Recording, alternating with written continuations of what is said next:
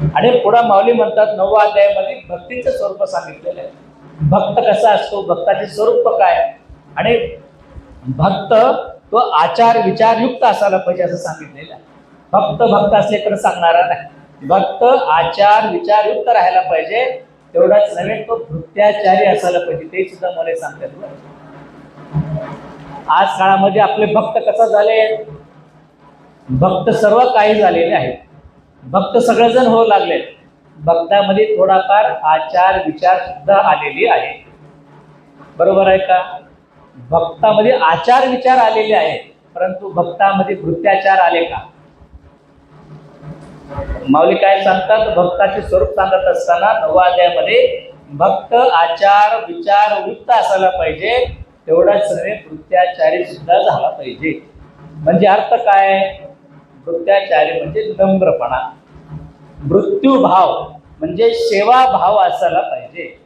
भक्त कुणाला म्हणतात माऊली? आचार विचार युक्त भृत्याचारीला माऊली भक्त असं म्हणतात. मग इथं किती जण भृत्याचारी आहेत, किती जण नम्रपणा आहे भक्तामध्ये? विचार केलं तर सध्याची परिस्थिती तुम्हाला बोलतो, खूप आचारवान आम्ही झालो. बरोबर आहे?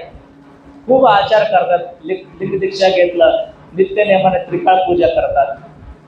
आचारवान शिष्य आहेत ना, त्रिकाळ लिंग पूजा होतो, आचारवान आहेत. आणि काही विचारवान सुद्धा आहेत. 4-4 तास त्यांनी प्रवचन कीर्तन करू शकतात, 4-4 तास त्यांनी कथा सांगू शकतात, हजारो लाखो लोकांना प्रबोधन करू शकतात. एवढा विचारवान आहेत, पण आचार विचार भरून असतो, परंतु त्यांच्या अंगात मृत्यूभाव नाही. म्हणून काय करतात? असे गुरु महाराज यांनी ह्यानीच कैटच राहणार, कारण मी फार हुशार आहे, मी फार ज्ञानवान आहे, हे मनात भाव शिरला तर तो भक्त होऊ शकणार नाही. मी सांगत नाही, माऊलीची वाक्य आहे.